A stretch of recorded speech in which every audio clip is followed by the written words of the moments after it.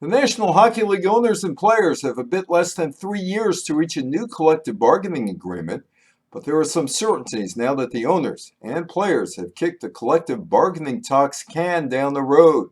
Seattle will debut in 2021, and the league can schedule more games in Europe in both the preseason and regular season. Then there is the question of what to do to build hockey interest in China. The NHL and the hockey industry know China is hosting the 2022 Winter Olympics, and that is a global platform to sell the product and product merchandise. The NHL has no control over what actually happens in the Olympics other than lending players to put on the show.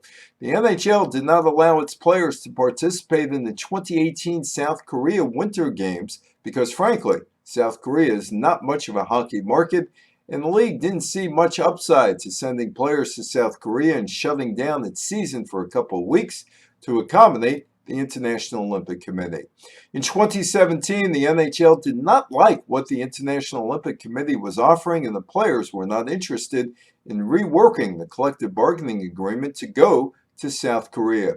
But China is a different story. In 2017, the National Hockey League staged a pair of preseason games in Shanghai and Beijing, showcasing the product.